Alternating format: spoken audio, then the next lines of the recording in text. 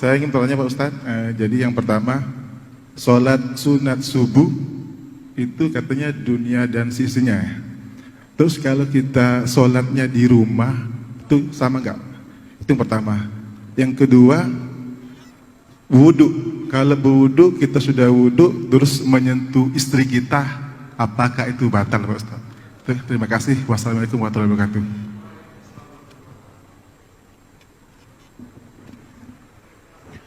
Raka'atul fajri khairum minad dunya wa ma fiha. 2 rakaat qabliyah subuh lebih baik daripada dunia seisinya. Disebut dia dengan raka'atul fajri, disebut dia dengan rakaat qabliyah subuh. Bagi yang pakai usolli sunnatas subhi raka'ataini qabliyatan. Waktunya dari azan sampai ke iqamat. Jadi kalau bangunnya itu sudah azan subuh, dia di rumah, apakah dia langsung sholat subuh atau qabliyah subuh? Qabliyah subuh dulu. Andai terbangunnya itu sudah terlambat, apakah hilang waktu qabliyah? Tidak.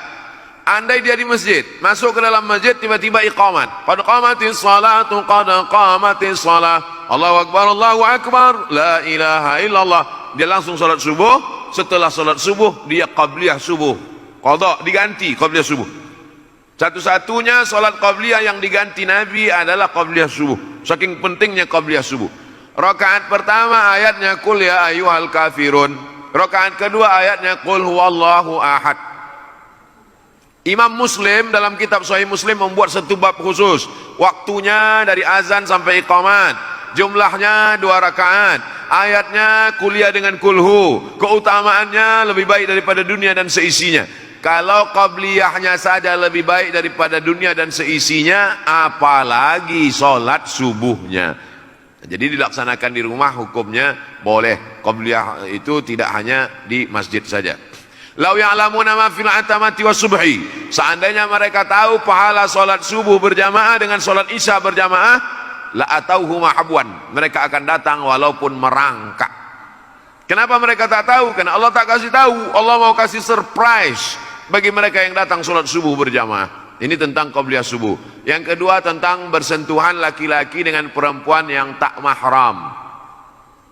Istri itu mahram karena nikah, tapi dia tidak mahram karena nasab. Yang dimaksud di sini mahram nasab. Apa beda mahram nasab dengan mahram nikah? Mahram nasab tak ada syahwat, tak ada nafsu. Orang dengan anaknya. Kalau ada orang bernafsu dengan anaknya, ikat biar kami bawa ke panti sakit jiwa. Jadi nanti kalau ada orang mengatakan itu kan istrimu itu kan mahrammu, maka tak batal wudu'mu. Yang dimaksud mahram di sini bukan mahram nikah, tapi mahram nasab. Yang tak batal itu dengan anak, dengan emak, dengan adik emak, dengan perempuan yang mahram karena nasab tadi, bukan karena mahram karena nikah. Nah, setelah jelas itu, setelah jelas mahramnya beda, baru saya jelaskan menurut mazhab. Menurut mazhab Hanafi, mazhab yang paling tua dulu, namanya Imam Abu Hanifah, mazhabnya Hanafi, tinggalnya di Kufah, Irak sekarang, meninggalnya tahun 150 Hijrah. Menurut mazhab Hanafi, bersentuhan laki-laki dengan perempuan tidak batal wudu, karena makna ayat aula mastumun nisa. Kalau kamu menyentuh perempuan, makna menyentuh di situ, maaf, makna menyentuh di situ jima, bukan sentuh kulit. Tapi karena bahasa Quran itu tidak vulgar, bahasa Quran itu tidak porno, maka dia tidak katakan jima, dia katakan menyentuh. Tapi makna menyentuh di situ jima. Jima baru batal wudu. Kalau sekedar menyentuh tak batal menurut Hanafi. Itu makanya orang India, Pakistan, Bangladesh banyak dia menyentuh-nyentuh di Masjidil Haram waktu dia tak batal karena mazhab Hanafi. Mazhab Hanafi itu yang paling banyak di dunia ini. Turki, India, Pakistan, Bangladesh, Kufah, Irak. Mazhab yang kedua Maliki, nama imamnya Malik bin Anas, tinggalnya di Madinah, makamnya di Baqi samping Masjid Nabawi. Meninggal tahun 179 Hijrah. Menurut mazhab Maliki, bersentuhan laki-laki perempuan yang tak mahram batal kalau ada syahwat. Kalau tak ada syahwat tak batal. Bersahwat baru batal, tak bersahwat tak batal. Yang ketiga mazhab Syafi'i, nama imamnya Muhammad bin Idris, makamnya di Mesir, di Kairo, meninggal tahun 204 Hijrah. Menurut mazhab Syafi'i, asal bersentuh laki-laki perempuan mau bernafsu tak bernafsu batal. Bernafsu tak bernafsu batal wudu. Abdul Somad pilih pendapat mazhab Syafi'i. Kenapa pendapat itu yang Ustaz pilih? Karena saya dari kecil belajar mazhab Syafi'i, di sekolah belajar mazhab Syafi'i, di Mesir belajar mazhab Syafi'i, dan menurut saya pakai mazhab ini lebih selamat.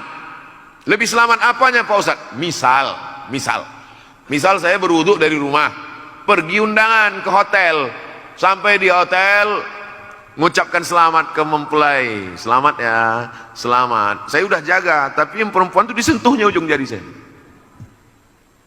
Lalu kemudian saya sholat, Allahu Akbar. Datang setan berbisik, Abdul Somad, wudu kau batal. Kata saya, tidak, aku tak bernafsu. Kata setan, ada sikit gitu.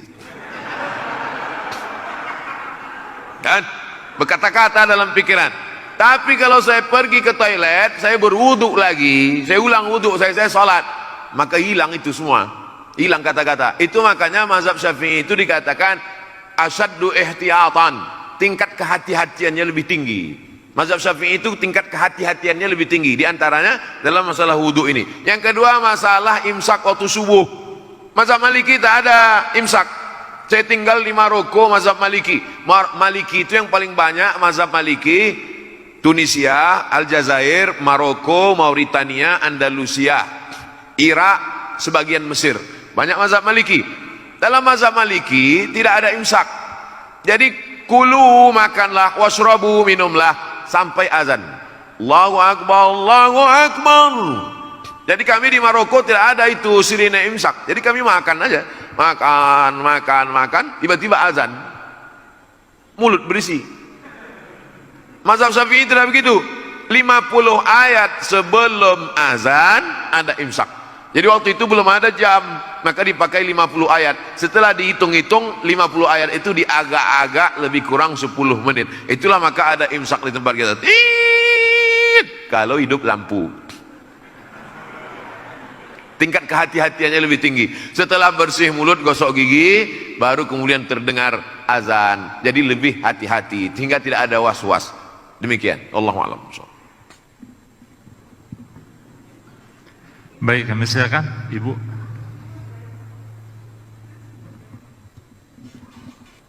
Assalamualaikum warahmatullahi wabarakatuh. Mau bertanya Ustadz Abdul Somad, begini Ustadz, kita kan sebagian besar dari pegawai PLN ini sudah dipotong zakat penghasilannya ya Ustadz ya. Nah mungkin sebagian besar dari kita misalnya bisa menyimpan dari tabungan yang dari penghasilan yang kita sisihkan itu berupa tabungan, apakah itu berupa tabungan di bank ataupun emas. Nah apakah itu ketika sudah mencapai nisabnya lagi 85 gram, apakah itu kita juga wajib kembali untuk mengeluarkan zakatnya atau seperti apa Ustadz? Terima kasih. Assalamualaikum warahmatullahi wabarakatuh. Waalaikumsalam warahmatullahi wabarakatuh. Sekarang kita cerita teknis. Berarti tak masuk yang tadi itu. Kita hitung mudah dari Januari lah ya. Januari, kita hitung mudah dari Rabiul Awal, bulan Maulid. Rabiul Awal 1442, yaitu bertepatan nanti dengan November, sudah keluarkan zakatnya. Kebetulan ibu dapat 10 juta. Amin. Banyak yang tak setuju. 10 juta 250 ribu, 10 juta 250 ribu, 10 juta 250 ribu, 10 juta 250 ribu. Dari November, dari Rabiul Awal November. Maka Rabiul Awal garis miring November 2021, yang 120 juta kotor tadi tidak dikeluarkan lagi zakatnya karena sudah dikeluarkan duluan. Sudah dipakai untuk biaya anak sekolah, untuk itu, untuk ini. Yang kalau kotornya itu 120 juta karena satu bulan 10 juta, maka tinggal berapa di situ, tidak ada lagi zakatnya karena sudah dikeluarkan duluan. Oleh sebab itu catatannya mesti 2. Tapi kemudian ibu, bapak, tuan-tuan, ada tabungan. Maka yang pendapatan setahun tadi menggabung ke tabungan. Berapalah sisanya dari bayar itu, bayar ini, makan itu, makan ini, habis tersisa misalnya 30 juta. Ternyata di dalam tabungan itu ada 70, tambah 70 tambah 30, maka menjadi 100. Yang tabungan itulah yang dihitung dalam simpan per tahun. Kapan mulai menghitung startnya itu? Setelah dia mencapai nisab 85 gram kali sejuta, 85 juta. Jadi misalnya ada uang tersimpan yang bukan termasuk yang setahun yang sudah dikeluarkan tadi.